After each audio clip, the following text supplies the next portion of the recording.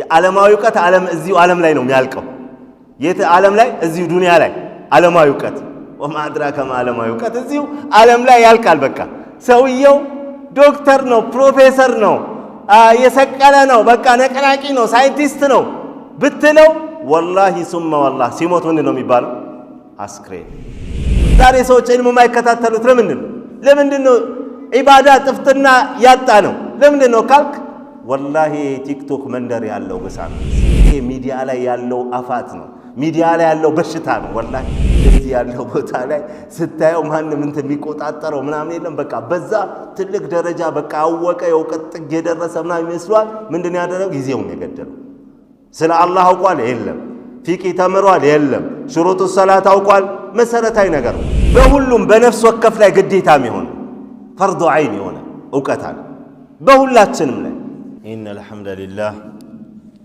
إن الحمد لله نحمده ونستعينه ونستغفره ونتوب إليه ونعوذ بالله من شرور أنفسنا ومن سيئات أعمالنا من يهده الله فلا مضل له ومن يضلل فلا هادي له وأشهد أن لا إله إلا الله وحده لا شريك له وأشهد أن نبينا محمدًا عبده ورسوله وصفيه وخليله وأمينه على وحيه ومبلغ الناس شرعه فصلوات الله وسلامه عليه وعلى آله وصحبه أجمعين أما بعد إخوة الإيمان أولاً أحييكم بتحية الإسلام وبتحية أهل الجنة دار السلام أقول لكم السلام عليكم ورحمة الله وبركاته በመጀመሪያ ደረጃ አላህ Subhanahu Wa Ta'ala በመረጠው በወደደው ቦታ ላይ ከአማሩ ስብስቦች ጋር ለአላህ Subhanahu Wa Ta'ala ስጁድ ሩኩዕ ከሚያደርጉ የቢሾፍቱ ከተማ ወጣቶች ሙስሊሞች ጋር በዚህ በአማራው ቦታ ያገናኘን ጌታ አላህ እናመሰግነዋለን አላህ Subhanahu Wa Ta'ala በዚህ ቦታ ላይ እንደሰበሰበን ሁሉ في دار كرامته بتكبروا بجنته بفردوس الأعلى الله اندي سبسبن الله እንማጸነው አለን እንዲህ አይነቱ ስብስብ እንደዚህ አይነቱ ስብሰባ ከስብሰባዎች ሁሉ ያማረ የሆነ ስብሰባ ነው በነገራችን ላይ ሰዎች በተለያየ አይነት ሁኔታ ስብሰባ ያደርጋሉ ከዛ ሁሉ የተሻለና የበለጠ ስብሰባ قال الله وقال رسوله وقال الصحابة ለማለት ለዲን الإسلام ስለ ዲን ለመመካከር የሚደረግ ስብሰባ ምንም ይነጻጸረውና የሚወዳደረው ነገር አይኖርም ማለት ነው በመድር ላይ ለምን እንደዚህ አይነት ሐለቃ እንደዚህ አይነት የዕልም መድረኮች ዳዕዋ የሚደረግባቸው መድረኮች መልአኮች የሚያካብቡት የሆነ መድረክ ነው እንደነዚህ አይነት መድረኮች ሰኪና መረጋጋት የሚመጣበት የሆነ መድረክ ነው የአላህ Subhanahu Wa Ta'ala ረህማ የሚያካብብበት የሆነ መድረክ ነው አላህ Subhanahu Wa Ta'ala እሱን ሲያወሱ የነበሩ ባሪያዎቹን ከተከበሩ መልአኮች ጋር የሚናገርበትና የሚያወሳበት የሆነው ልዩ መድረክ ነው በአላህ Subhanahu Wa Ta'ala ቤት ውስጥ አላህ ቤት ከማንም በላይ ተመራጭ የሆነ ቦታ ነው كما قال النبي صلى الله عليه وسلم ነቢያችን صلى الله عليه وسلم ምን ይላሉ أحب البقعة إلى الله مساجدها ከቦታዎች ሁሉ ያማረና የተመረጠ የተወደደ ይበልጥ ተወዳጅ ሆኖ ቦታ የት ነው ይላሉ መስጂዶች ናቸው ሱብሃንአላህ እናንተን አላህ መረጣችሁና በዚህ ቦታ አላህ አሰባሰበን ማለት ነው እዚህ አላህ Subhanahu Wa Ta'ala ሁሌ እንደነዚህ አይነት ቦታዎች የምንገኝና ምንጣድ ያርገን እናም የሰው ልጅ ወደዚህ ምድር የመጣው ለትልቅ ግብና ዓላማ ዝም ብሎ በልቶ ጠጥቶ ተኝቶ ተነስቶ መሄድ አይደለም ይሄማ እንሰሳም ያደርጋል ከእንሰሳም ድደብ የሚባለው እንሰሳ ሁሉ ይሄን ያደርጋል አህያ ይበላል ይጠጣል ይተኛል ከዛ በላይ የሚያስበው ነገር አለ በሬ ይሄን ያደርጋል። የሰው ልጅ ዝም ብሎ መብላትና መጠጣት አይደለም የተፈጠረው። ምንድነው የተፈጠረው? ለዒባዳ ነው። ከማ ቃለ አላሁ ዐዘ ወጀል ወማ ኸለቅቱል ጂነ ወልኢንሰ ኢላ ሊያዕቡዱን። አላህ ረቡል ዒዘቲ ወልጀላል የሰው ልጅንም ይሁን አጋንንትን አልፈጠርኩም እኔም በትክክል እንዲገዙኝ እንጂ እኔን እንዲያመልኩ እንጂ ለሌላ አልፈጠርኳቸው ነው የሚለው አላህ ሱብሓነሁ ወተዓላ። የተፈጠርንበት ዓላማ ይሄ። ወየቁሉ አላሁ ተባረከ ወተዓላ ያ አዩሃ ናስ እዕቡዱ ረበኩም አለዚ ኸለቀኩም ወለዚነ ሚን ቀብሊኩም ለዓለኩም ተተቁን። እናንተ የሰው ልጆች ይላል አላህ። የሰው ልጆች ሁሉንም የሰው ልጆች እያናገረ አላህ እዕቡዱ ረበኩም ጌታችሁን ተገዙ፣ ያ የፈጠራችሁ የሆነውን ጌታ ተገዙ፣ ከእናንተ በስተፊት የነበረውንም የፈጠረ የሆነውን ጌታ ተገዙ በማለት አላህ ይናገራል። ወቃለ ተባረከ ወተዓላ ወዕቡዱ ላህ ወላ ቱሽሪኩ ቢሂ ሸይአ። አላህን በብቸኝነት ተገዙ፣ በሱ ላይ ምንንም አታጋሩበት ይላል። ወቃለ ተባረከ ወተዓላ ኢያከ ነዕቡዱ ወኢያከ ነስተዒን ፊ ሱረቲል ፋቲሓ። ሱረቱል ፋቲሓ ላይ ሁሌ እንላለን አንተን ብቻ እንገዛለን፣ አንተን ብቻ እርዳታን እንጠይቃለን፣ እገዛን እንጠይቃለን እንላለን። ስለዚህ የተፈጠርንበት ዓላማ ምንድን ነው? ለዒባዳ ነው፣ ለአምልኮ ነው፣ አላህን ለመገዛት ነው። ታዲያ አላህን ስብሓነሁ ወተዓላ የምንገዛው በእውቀት ሆነን ነው። ኢስላም ያለ እውቀት አይሆንም። እስልምና በእውቀት ላይ የተመሰረተ ሃይማኖት ነው ማለት ነው። አላህ እንዴት እናመልካለን? እንዴት ሰላት እንሰግዳለን? እንዴት ሐጅ እናደርጋለን? እንዴት እንጾማለን? እንዴት ዘካ እናወጣለን? ምን ያስፈልጋል? እውቀት ያስፈልጋል። ሁሉ ነገር እውቀት ያስፈልገዋል በኢስላም። ኢስላም በእውቀት የምንመራበት ምንድነው? ሃይማኖት ነው ማለት ነው። የእውቀት ሃይማኖት መሆኑን ከሚጠቁሙ የመጀመሪያ በረሱሉ ሰለላሁ ዐለይሂ ወሰለም ላይ የወረዱ የቁርአን አናቀጾችን ስታይ የመጀመሪያው ምንድነው? ሱረቱ አልዓለቅ ነው አይደል? የወረደው ሱረቱ አልዓለቅ 5 አያዎች ላይ ስናይ መጀመሪያ ምንድነው የሚለው? ቢስሚላሂ ራህማኒ ራሂም اقرأ باسم ربك الذي خلق خلق الإنسان من علق اقرأ وربك الأكرم الذي علم بالقلم علم الإنسان ما لم يعلم. እነዚህ 5 አያዎች ናቸው በነቢያችን ሰለላሁ ዐለይሂ ወሰለም ላይ መጀመሪያ የወረዱት። ረሱል ሰለላሁ ዐለይሂ ወሰለም እዛ ጋሩ ሒራ ሆነው ሰዎች ይሰሩት የነበረው ባዕድ አምልኮ፣ ሐውልት መገዛት፣ ከአላህ ውጪ ሌላ መጣራት አይመቻቸውም ነበረ። ኢዕቲዛል አድርገው ነበር፣ ርቀው ነበረ።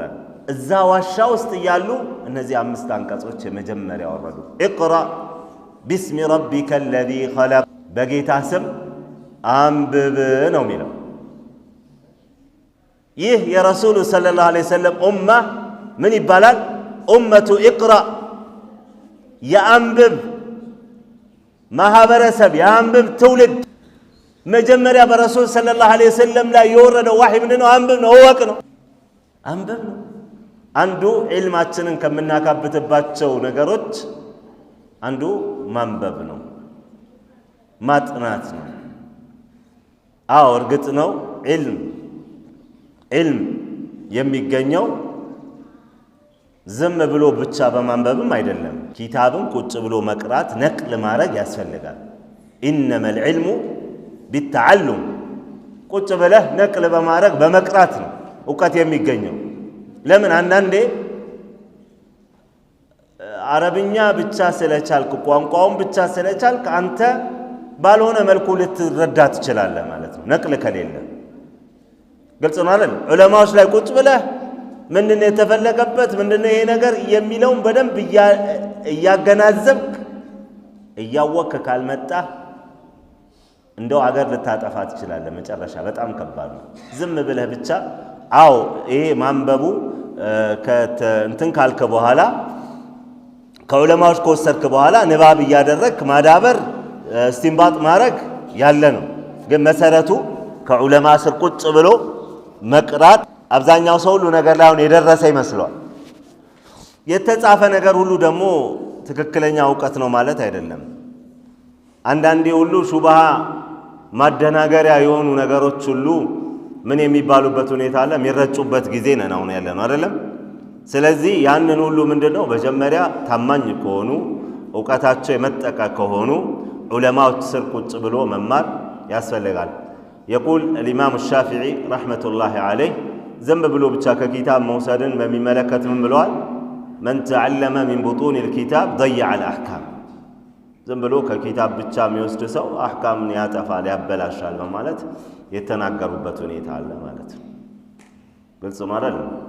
ስለዚህ እውቀት በመተዓለም በቁጭ ብሎ ነቅል በማድረግ ነው የሚገኘው። ከዛ ደግሞ ያንን በማጥናት በማንበብ ነው የሚገኘው። ስለዚህ የነቢያችን ሰለላሁ ዐለይሂ ወሰለም ኡማ ኡመቱ ኢቅራ ይባላል። የንባብ የእውቀት የማወቅ የማንበብ ኡማ በመባል ይታወቃል። ኢቅራ ቢስሚ ረቢከ አለዚ ኸለቅ፣ ያ በፈጠረው በሆነው ጌታ አላህ ስም አንብብ ተባሉ። ሁሉን በፈጠረ በሱ ስም ኢቅራ ወረቡከል አክረም።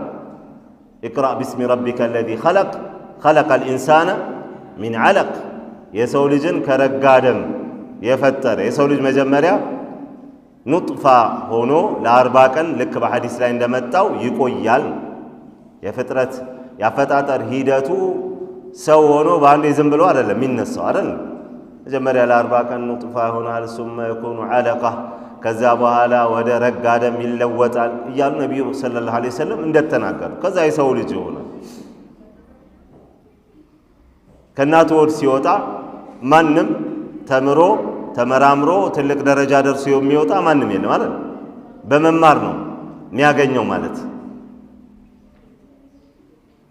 اقرأ باسم ربك الذي خلق خلق الإنسان من علق اقرأ وربك الأكرم، አንብብ ጌታ ቸር ሲሆን አንብብ ይላል። اقرأ وربك الأكرم በማለት አላህ Subhanahu Wa Ta'ala ይናገራል። علم الإنسان ما لم ያዕለም፣ የሰው ልጅ የማያውቅ ሲሆን ያሳወቀው። ከእናቱ ሆድ ሲወጣ ማንም የሚያውቅ የለም። እያንዳንዱ ሰው ምንም አያውቅም ነበር።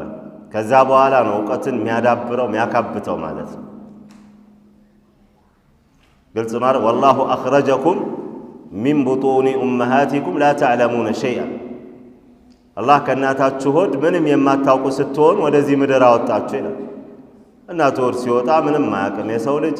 ከዛ በኋላ ተግቶ የሚማር ከሆነ ትልቅ ደረጃ ይደርሳል። የረሱላችን ሰለላሁ ዐለይሂ ወሰለም ኡማ በእውቀት ላይ ነው ሁሉ ነገር። እውቀትን ታርጌት አድርገህ ነው የምትሄደው ማለት ነው። ለዚህ ነው አላህ Subhanahu Wa Ta'ala ታዲያ በእውቀት ላይ ያሉ ሰዎችና በእውቀት ላይ ያልሆኑ ሰዎች እንደማይመጣጠኑ እንደማይስተካከሉ እኩል እንደማይሆኑ ነው። كما قال الله عز وجل قل هل يستوي الذين يعلمون والذين لا يعلمون قل በላቸው አንተ መልእክተኛችን ሆይ የሚያውቁ ሰዎችና የማያውቁ ሰዎች እኩል ይሆናሉን? በፍጹም አይሆንም። የሚያውቅ ሰው ትልቅ ደረጃ አለው። የሚያውቅ ሰው ዒልም በምንልበት ሰዓት ላይ የትኛው ዒልም ነው? ያው የሚፈለገው የሸሪዓ እውቀት። የሸሪዓ እውቀት ያለው ሰው ትልቅ ደረጃ አለው። ይበልጥ አላህን ይፈራል፣ በእውቀቱ ይሰራል።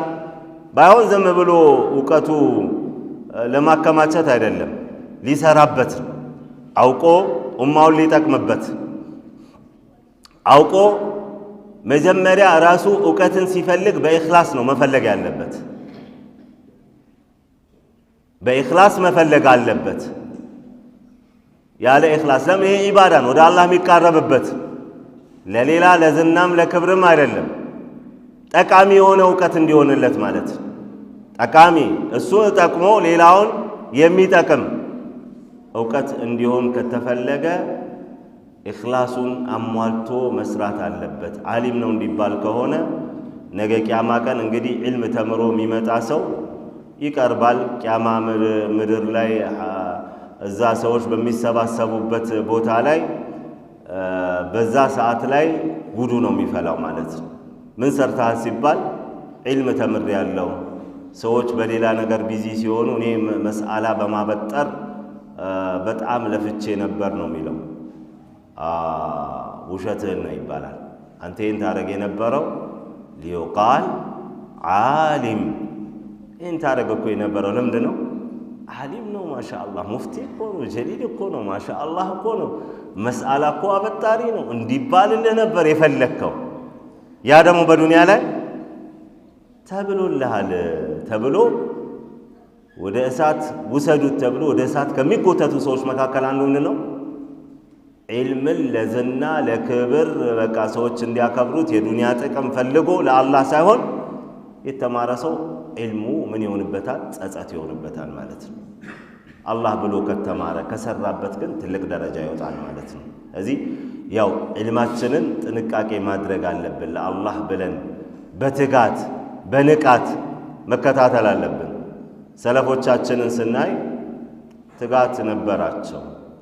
ለምሳሌ ከሰሃቦች መካከል በእውቀቱ ትልቅ ደረጃ የደረሰ ሰሃባ ገና ከልጅነቱ ጀምሮ ነቢዩ ሰለላሁ ዐለይሂ ወሰለም ጋር ይመጣ የነበረ ይማር የነበረ ነቢያችንም ያስተምሩት የነበረው ሰሃባ ባህሩል ኡማ ሐብሩል ኡማ የሚባለው አብዱላህ ብኑ አባስ ረዲየላሁ ዐንሁ አርዳ። ይህ ሰሃባ እዚህ ደረጃ ላይ እንዴት እንደደረሰ ሲናገር ምን ይላል? ቢሊሳኒን ሰኡል ወቀልቢን ዓቁል፣ ጠያቂ በሆነች አንደበት በቃ ያልገባውን በመጠየቅ ማለት አብራሩልኝ በማለት በመጠየቅ የእውቀት ባለቤቶችን ትጠይቃለህ። የእውቀት ባለቤት ስትጠይቅ እንዴት ነው ያውቀዋል አያውቀውም ምናምን ብለህ አይደለም። ለመረዳት ያልገባህን ለማታከት ለጂዳል አይደለም የሚጠየቀው። በምትጠይቅ በሆነች አንደበት አለ። እንደዚሁም ደግሞ በምትረዳ በሆነች አእምሮ ነው።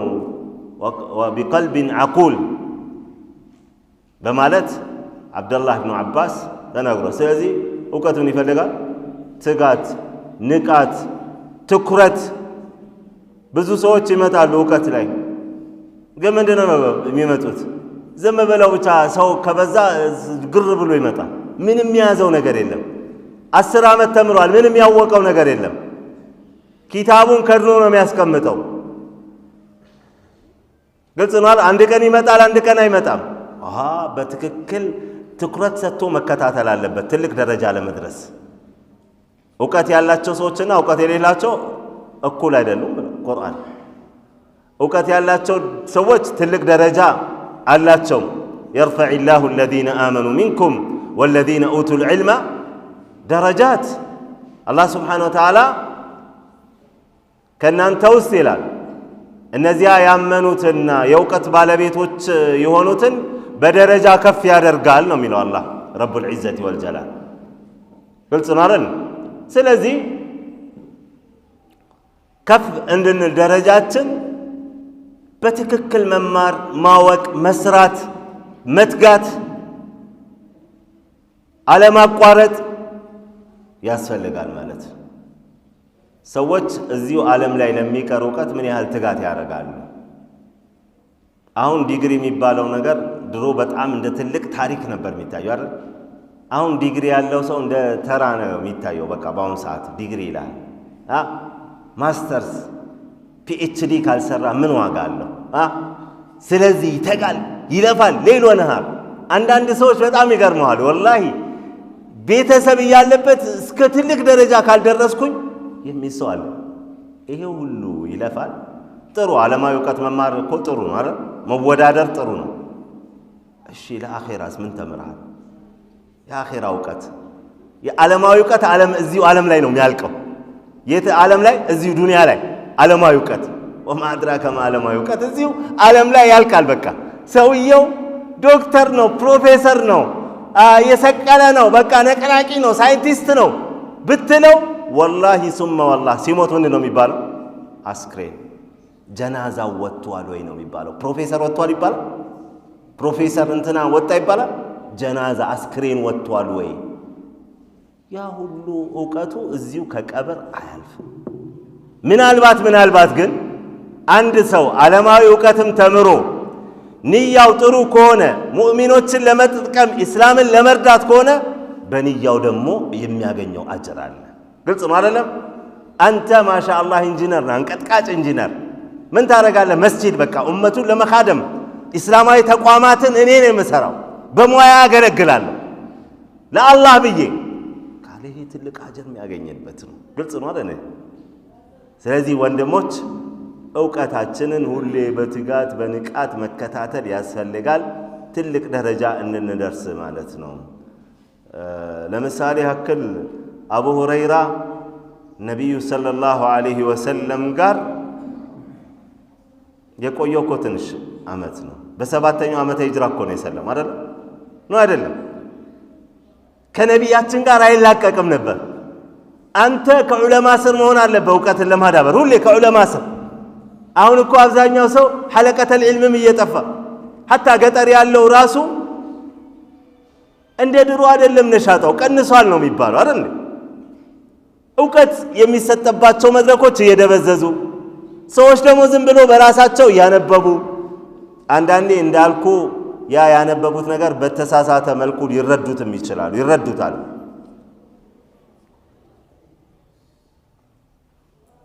ግልጽ ነው አይደል? እና ጥንቃቄ ያስፈልጋል ማለት ወስለ يوم الجمعة واجب على كل محتلم የሚለውን ሰማንዱ ዝም ብሎ አረብኛ ብቻ ነው የሚያውቀው። ግልጽ ነው አይደል? ጁምዓ ቀን መታጠብ ሙህተሊም በሆነ ሰው ላይ ሁሉ ምንድነው ዋጅብ ነው የሚል ሐዲስ አለ አይደል? ድሮስ ታዲያ ዋጅብ ላይ ሆነበት ነው ወይ አለ። እሱ የተረዳው በሌላ ነው። ድሮስ ዋጅብ ላይ ሆነበት ነው እንዴ አለ። ስለዚህ ያው ቁጭ ብሎ አድቅቆ መቅራት ያስፈልጋል ማለት ትኩረት መስጠት አለብን። ይሄ ወደ አላህ የምንቃረብበት ነው አይደል? የዕውቀት መንገድ መግባት ወደ ጀነት መንገድ ነው የሚያደርሰው። ጀነት መግባት ማይፈልግ ሰው አለ ከዚህ ውስጥ? የለም አይደል? ሁላችንም ጀነትን እንገባለን። ስኬትም ነው የስኬትም ጥግ ማለት ጀነትን ማግኘት ነው አይደል? كما قال الله عز وجل فمن زحزح عن النار وأدخل الجنة فقد فاز. الله سبحانه وتعالى كجهنم أسات اندراك عدرقوت سيابكا جنة جبا يالو سو جنة يشلمو سو فقد فاز. ውጤት ላይ ስኬት ላይ የስኬት ጥግ ላይ በርግጥ ደረሰ ይላል አላህ። ናም ስኬት ብሎ ማለት ይሄ ነው። ወላሂ ግልጽ ነው አይደል? ሰዎች ሀብታም ቢሆኑ አዎ ስኬት ላይ ደርሰዋል ሊባል ይችላሉ። ግን ምን አይነት ስኬት? ንስቢ የሆነ አንጻራዊ የሆነ ስኬት ተግተው ለፍተው በቃ ግን ጊዜያዊ ስኬት ነው አይደል? ዘላለማዊ ስኬት አይደለም እኮ። እዚሁ እያሉ ሊጠፋ ይችላል ሀብቱ። ትምህርት ላይ ትልቅ የትምህርት ደረጃ ላይ ደረሱ ቢባል ስኬት ነው አይደለም? ስኬት ነው ግን አንጻራዊ ስኬት ነው። ዱንያ ላይ ያሉ ስኬቶች ሁሉ ብታያቸው ምን ናቸው? አንጻራዊ ናቸው። ይዛይ ባለስልጣን ቢሆን ስልጣኑ የሆነ ሰዓት ላይ ይወገዳል። መፈንቅለ መንግስት ይላል ወማ አድራከ ማ መፈንቅለ መንግስት ሊደረግበት ይችላል። ከዛ በኋላ ሰውየው ከቤተ መንግስት ሚነል ቁሱር ኢለ ሲጅ ሱብሃንአላህ ወዴት ይሄዳል? ብዙ ባለስልጣናት አይተናል። ትናንት አንቀጥቃይ ስንት ወታደር የነበራቸው በወታደር ተይዘው ተጠፍንገው እስር ቤት ሱብሃንአላህ ና ለፍርድ ምናምን ቀረብ ተብሎ ኩስስ ብሎ ምናምን አላየን አይተናል። አረ እንዴ ከዛ ደግሞ ቢያልፍ ማለት ከዛ ቢያልፍ ደግሞ በቃ እንደው ብዙ ጊዜ በቃ ምንም ማንም ሳይነካው የገዛ እንኳን ብትለው ሞት መጥቶ ይወስደዋል አይደለም? ሚነል ቁሱሪ ኢለል ቁቡር ከዛ ከቀስር ውስጥ ከዋይት ሃውስ ውስጥ ወዴት? ወደ ቀብር። ሱብሃንአላህ አልዓዚም እያለን። ስለዚህ ከዛ በኋላ ያለው ህይወት ነው ሊያሳስብ የሚገባው። ስኬት ማለት ትልቁ ስኬት ከእሳት ነፃ ሆኖ ጀነትን ጀባ የተባለ ሰው ነው ይለናል አላህ ሱብሓነሁ ወተዓላ። አላህ ከጀነት ሰዎች አላህ ያደርገን። ስለዚህ ነቢያችን ሰለላሁ ዐለይሂ ወሰለም ይሄ ጀነት ደግሞ የሚደረሰው አንዱ ሰበቡ በእውቀት ላይ ተመስርተ አላህን ስትገዛው ነው። መን ሰለከ ጠሪቀን የልተሚሱ ፊህ ዒልመን ሰሐለ ላሁ ቢሂ ጠሪቀን ኢለል ጀና። የዒልም መንገድን የገባ የሆነ ሰው አላህ ሱብሓነሁ ወተዓላ የጀነት መንገድን ያገራለታል ሲሉ ረሱላችን ሰለላሁ ዐለይሂ ወሰለም ይናገራሉና ግልጽ ማለት እንዴ? አዎ ነቢያችን ሰለላሁ ዐለይሂ ወሰለም ይሄን ይላሉ። የጀነቱ መንገድ ዒልም ነው። ያለ ዕውቀት የምትጓዝበት ጉዞ ዋጋ ያስከፍልሃል።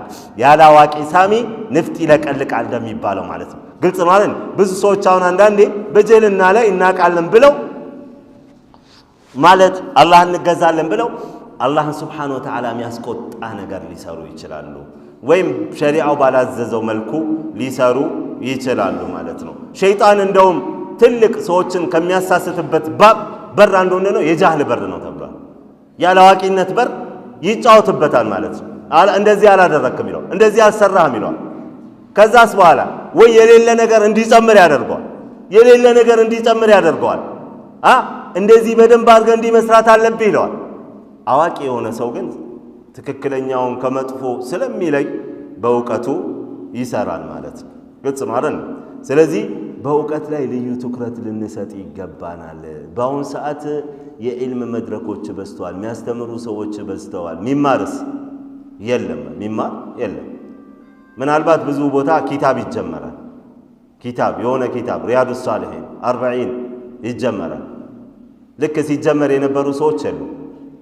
መጨረሻ ላይ ከዛ ውስጥ ሙሉን ኪታብ የጨረሰው ማን ነው ብለህ ብትጠይቅ ማን ነው የጨረሰው? 1 2 3 ሰው በጽናት ማለት ነው። ሶብራቷል። ዛሬ ወጣቱ ዕልም ላይ ቁጭ በል ብትለው ልክ ሰዓት ላይ ቁጭ በል እንዳልከው እሺ፣ ሌላ ቦታስ ላይ እዚህ ቱራሃት ያለበት የማይጠቅም ኹራፋት እዚህ ግባ ማይባል ቲክቶክ መንደር ላይ ወማ አድራከማ ቲክቶክ መንደር ላይ ወላሂ ጡለ ሌይል ወነሃር ቁጭ ብሎ ታገኘዋል አይደል? ቁጭ ብሎ ቁም ነገር ነው። ምንም ቁም ነገር ለዲኑ የሚጠቅም ነገር አለ የለው። ለአኺራው ምንም ነገር የለም። በዛ ቦታ ላይ የሚያየው ምንድነው? ቂለ ወቃል ማይጠቅመው ለዲኑ ለዱንያው የማይጠቅመው።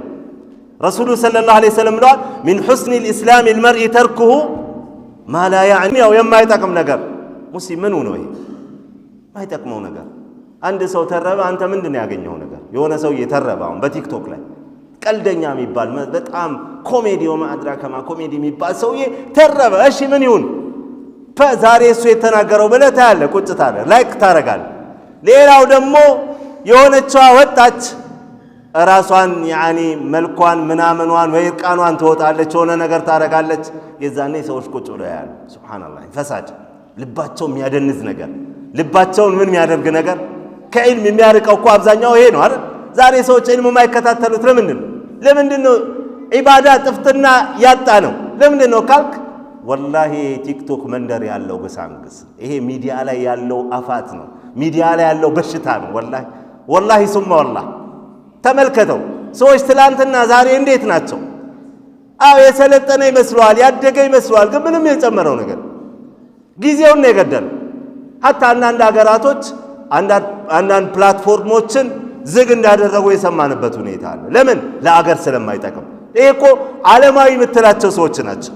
ሐታ እዚህ ዓለም ላይ እንኳን በትክክል ሰዎች በፕሮግራማቸው እንዳይመሩ ያደርጋል። ለዜጋ ጥሩ አይደለም ብለው በማሰብ ይሄ አፍሪካ ሀገሩ ምናምኑ ማሻአላህ በለው ማሻአላህ ይሳውዙ ቢላ እንደዚህ ያለው ቦታ ላይ ስታየው ማንም እንትን የሚቆጣጠረው ምናምን የለም። በቃ በዛ ትልቅ ደረጃ በቃ አወቀ የእውቀት ጥግ የደረሰ ምናምን ይመስሏል። ምንድን ያደረገው? ጊዜውን የገደለው።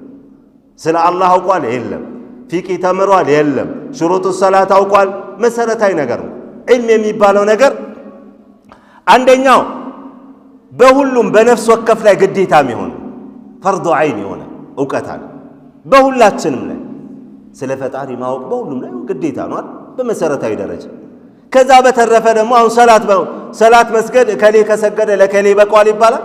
አባትህ ከሰገደ ላንተ ይሆናል። ስለዚህ ሰላት የሚያስፈልገው ምንድነው? ሹሩጦቹን ማወቅ አለብህ። አርካኖቹን ማወቅ አለብህ። ሶላት ብዙ ሰዎች አርካኑ ሶላት አናውቀውም አይደል? ቢጠየቅ ብዙ ሰው አያውቀውም፣ አይቀራም። ይሄ እንግዲህ ግዴታ የሆነ ነው። ሸርጡን እያፈረሰ ሊሰግድ ይችላል። ቅድመ መስፈርት ከሶላት በፊት ማወቅ ያለብህ ነገር ምንድነው? እሱ ያውቀዋል? የለም። ማዕዘኑ እያበላሸ ሰላቱን ሰግጃለሁ ይላል። እንደዚሁም ደግሞ የተወሰነ ሰው ከተማረው ችግር የለውም የሚባል የእውቀት አይነት አለ ማለት ነው። አንድ ሰው ነጋዴ ከሆነ ንግድ ማወቅ በሱ ላይ ግዴታ ነው። ነጋዴ ካልሆነ ችግር የለውም። ስለ ንግድ መርሆች አሉ። ኢስላም በሁሉም ላይ ሁለገብ የሆነ ምንድነው? ሃይማኖት ግልጽ ነው አይደል? ለእውቀት ትልቅ ቦታ ሰጥቷል ማለት ነው። ስለዚህ አላህ Subhanahu Wa Ta'ala ትልቅ ደረጃ እንዲያደርሰን እውቀት ላይ መልፋት መቻል አለብን ማለት ነው። ዒልም የሚፈልግ የሆነ ሰው ዒባዳ ላይ ነው ትልቅ ደረጃ ያለው ነው። ዒልም የሚፈልግ ሰው ሁሉም ነገር እስትግፋር ያደርግለታል ብለዋል ነብዩ ሰለላሁ ዐለይሂ ወሰለም። حتى الحيتان في جوف الماء ሁሉም ነገር እስትግፋር ያደርግለታል። አሳ እንኳን ሳይቀር ውሃ ውስጥ ያለው አሳ እንኳን ሳይቀር ምህረት ይጠይቅለታል። ከዚህ የበለጠ ምን ደረጃ አለ? እስቲ ሱብሃንአላህ ተመልከቱ። ጽናልን እንደም ያነሳ ነበር አቡ ሁረይራ በሰባተኛው ዓመት ነው የሰለመው። ከዛስ በኋላ ከነቢያችን ጋር አልተላቀቀም ነበረ። ሁሉም አሁን ስትከፍት የሐዲስ መዛግብቶችን ስትመለከት አቡ ሁረይራ የሚጠፋበት ሐዲስ ታገኝ። አና አቢ ሁረይራ ግን እሱ በዱንያ ላይ ብዙ እንደውም ሐታ ከረሃብ የተነሳ ይወድቅ እንደነበረ እንኳን ተነግሯል። በጣም ይገርማችሁ ሚን አህሊ ሱፋ ከሚባሉ ሰዎች አቡ ሁረይራ ረዲየላሁ ዐንሁ አርዳ ዒልም ላይ ትኩረት ይሰጥ ነበረ። ስለዚህ እኛም አሁን በአሁን ሰዓት ወሳኢሎቹ በጣም ብዙ ናቸው አይደል? የዒልም ለምሳሌ አንድ ሰው ዓሊም ጋር ቁጭ ብሎ መማር ካልቻለ ወይ በአካባቢው ላይ ዑለማዎች ራቅ ያለ ቦታ ካሉ እነሱ ያስተማሩበት ሪከርድ ማግኘት ይችላል በቀጥታ።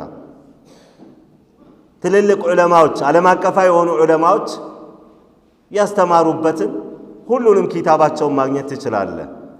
ኦዲዮዎቻቸውን ቪዲዮዎቻቸውን ማግኘት ትችላለህ። ነገር ግን ሂማ የታለ? የቱ ጋር ነው ያለው? ቀጥታ መማሩ ትልቅ ነገር ነው። ቀጥታ ዑለማዎቹ አጠገብ። ለምን? ከዑለማዎቹ የምትማረው አደባቸውን ጭምር ነው። በጣም የሚገርም ማለት ነው። የምትማረው አደባቸውን ጭምር ነው። ገና ስታያቸው የምታገኘው እውቀት አለ።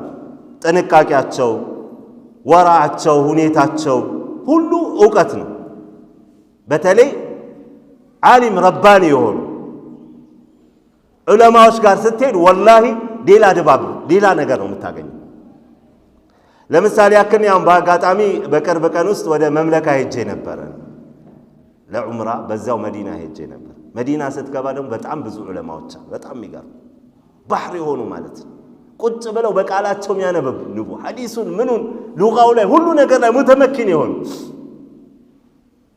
ከዛ ውስጥ አንዱ ሼኽ አብዱረዛቅ አልበድር ሐፊዘሁላህ እሳቸውን አይተናል። ወላሂ እርጋታቸውን ስታይ ትታጀባለህ። በቃ ሚስታያቸው አላህ Subhanahu Wa Ta'ala በረካውንም ሰጥቷቸዋል እነዚህ ዑለማዎች። በጣም የሚገርም እሳቸው እስከዛሬ በምን ነበር የምናያቸው? በቪዲዮ በምናምን ዳዕዋ ሲያረጉ ወይም ደግሞ ዒልም ሲያስተምሩ ምናምን ያንን በቀጥታ ለማየት አላህ ወፈቀን። እነሱን ስታይ ወላሂ የምታገኘው ነገር አለ በማየት ብቻ ማለት። በጣም የገረመኝ አስተምረው ሲወጡ ሰዎች ሁሉ ይከታተሏቸዋል። ይዘይራል፣ አንዱ ይዘይራል፣ አንዱ ይጠይቃል። እንዲህ በደንብ ቆመው ምናምን ማውራት የለም። በቃ ጊዜ የለም። በጣም ብዙ ሰው ዛህማን ወማ ዛሊከ በጣም ያጀበኝ ነገር እኚህ ዓሊም መንገድ ላይ እንኳን እየሄዱ በቃ ይጠየቃሉ፣ ይመልሳሉ፣ ይጠየቃሉ፣ ይመልሳሉ፣ ይጠየቃሉ። አልከም አንዱ ሲጨርስ አንዱ ይቀጥላል። እሳቸውም ሰላም ይለ እጃቸውን ብቻ ነው የሚሰጡት። አፋቸው መልስ ላይ ስራ ላይ ሱብሃንአላህ። ከዚህ የበለጠ ምን ትርፋለ ማለት ነው? ግልጽ ነው አይደል? ስለዚህ ወንድሞች፣ አባቶች፣ እህቶች ዲናችንን ማወቅ አለብን። ነቢያችን ሰለላሁ ዐለይሂ ወሰለም ምን ይላሉ? መን ዩሪድላሁ ቢሂ ኸይረን ዩፈቂሁ ፊዲን። አላህ ሱብሓነሁ ወተዓላ ኸይር የፈለገለት ሰው ዱንያ ይሰጠዋል፣ ባለ ሀብት ያደርገዋል፣ አንቀጥቃጭ ነጋዴ ያደርገዋል፣ ማነው ደግሞ ባለስልጣን ያደርገዋል አላለም። ምንን ያል ነቢ ዓለይሂ ሰላቱ ወሰላም ዲንን እንዲገነዘብ ያደርገዋል። ዲንን መገንዘብ ትልቅ ደረጃ ነው ማለት ነው። ግልጽ ነው አይደል? ዱንያ ላይ ስንኖር እንዴት መኖር እንዳለብን በእውቀት ነው የምንኖረው። ሙስሊሞች ስንሞት እንኳን የራሱ የሆነ ምን አለው? ስርዓት አለው እኮ። ሲሞት አንድ ሰው እንዴት ነው የሚሸኘው? በእውቀት እኮ ነው በኢስላም። ግልጽ ነው አይደል? የራሱ አህካም እኮ አለ። አህካም አልጀናኢዝ በህይወት እያለ ብቻ አይደል። እንዴት ነው የሚቀበረው? የራሱ የሆነ ህግ አለው አይደል? የራሱ የሆነ ሂደት አለው ኢስላም። እያንዳንዱ በእውቀት ላይ የተገነባ ነው ኢስላም ማለት ነው። ጽኑ አይደል? ትኩረት ሰጥተን በተለይ ደግሞ በዚህ በወጣትነት ጊዜ ዒልም የምናዳብርበት፣ ዒልም የምንቀስምበት፣ ለዒልም ቦታ የምንሰጥበት፣ በደንብ እያጠናን እየተጋን እየጠየቅን ያላወቅነውን እየጠየቅን ያልገባንን እየጠየቅን በደንብ እያጠናን የምንሄድ ከሆነ ነዓም ትልቅ ደረጃ መድረስ ይቻላል ማለት ነው። ግልጽ ነው አይደል? በአንዴ ወዲያውኑ ሁሉን ነገር ካልጨረስኩም ደግሞ አይባልም። ጊዜም ይፈልጋል። እውቀት በአንድ ውድቅት ሌሊት የምታገኘው ነገር አይደል። በአንድ ቀን የምትሰበሰበው ነገር አይደል። በየቀኑ ዛሬ አንድ ትላለህ፣ ነገ ሁለት ትላለህ እያልክ ትልቅ ደረጃ ልደርስ ትችላለህ ማለት ነው። ዛሬ ላይ ትኩረት ከሰጠህ አእምሮህም ንጹህ ነው። በተለይ ደግሞ በህፃንነት የሚወሰድ እውቀት ልክ ድንጋይ ላይ እንደሚጻፍ ጽሑፍ ነው ተብሏል። በህፃንነት ላይ ትልቅም ከሆንክ በኋላ ልትወስድ ትችላለህ። ግን እንደ ህፃንነት ጊዜ አይደለም። ልትሐፍዝ ትችላለህ። ቅድም አሁን ወጣቶች ነዝም ሐፍዘው እየሰማናቸው ነበር አይደል? በዚህ ጊዜ ነው መሐፈዝ ያለባቸው፣ መያዝ ያለባቸው፣ መረዳት ያለባቸው። ለምን? አእምሯቸው ንጹህ ነው ማለት ነው። በዚህ አይነት ሁኔታ ልንጠናከር ልንበረታ ይገባናል። አላህ ሱብሓነሁ ወተዓላ እንግዲህ ሌሎችም ኡስታዞች ስላሉ ጊዜዋ ስለሄደች እዚህ ላይ ለማቆም እገደዳለሁ። وفق الله الجميع لما يحب ويرضى إنه ولي ذلك والقادر عليه وصلى الله وسلم على نبينا محمد وعلى آله وصحبه أجمعين.